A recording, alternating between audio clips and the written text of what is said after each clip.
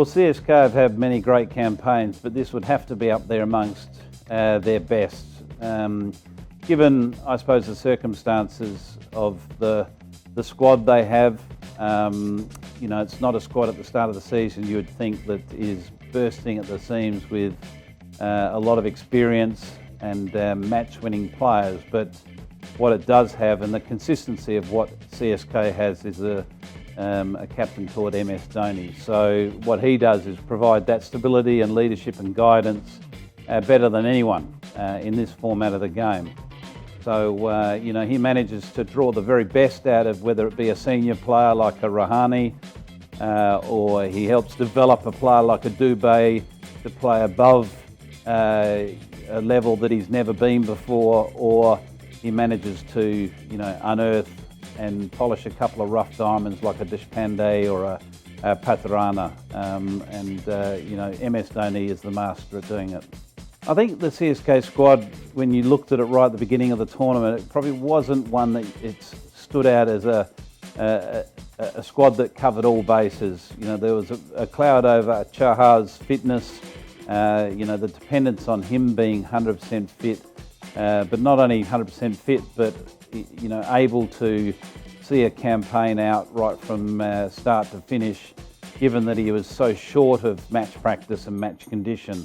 It relied on a lot of young players to step up and punch above their weight. Certainly from a batting standpoint, they've always been strong. The likes of Gaikwad and Conway at the top of the order were always going to be reliable for you, given their class. And they've got that typical CSK depth in their batting. They seem to carry that depth right down to number 9. So, they ticked a lot of boxes, but there was a couple of little weaknesses there you could see creeping in.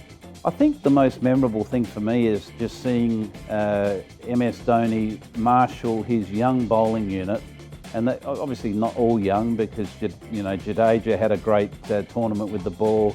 Tikshana's obviously got a huge amount of experience, but the likes of Deshpande and Pathirana, who are relatively new, young, exciting talents, the way that he's managed them and their performance and got the very best out of them, and you could see them develop and grow in front of your eyes as the tournament unfolded.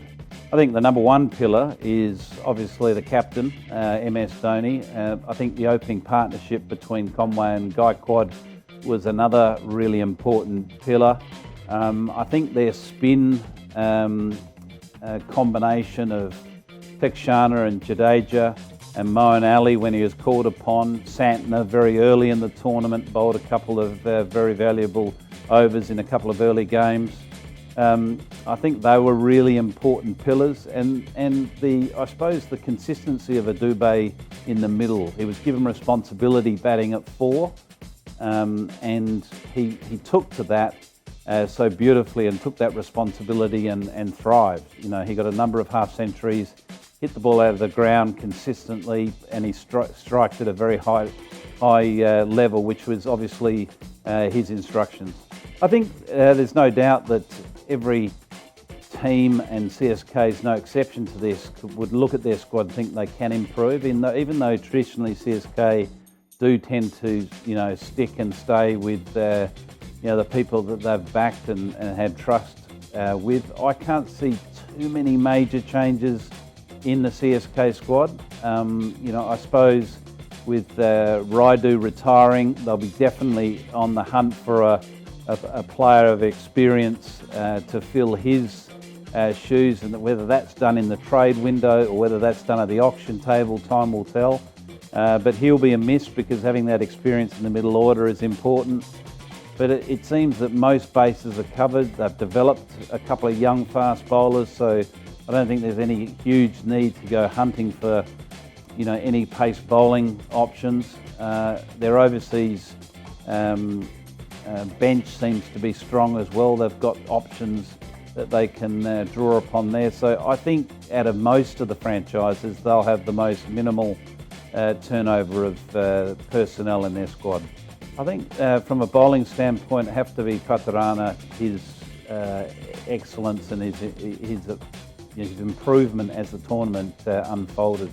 He was given a specific role to bowl after the 10th over, which is a huge responsibility when you've still got 4 to bowl. But MS Dhoni had a huge amount of faith in his capabilities and what he delivered, and he managed to, perform more often than not and deliver the goods under pressure. So I think he would be my choice from a bowling standpoint. And batting would be Conway. I think just his consistency was quite remarkable again this year, because it wasn't like he batted on, batting friendly surfaces every single game, but his game seems to be able to adapt very quickly to all sorts of situations and all conditions. So I think his consistency at the top provided that stability for that batting order.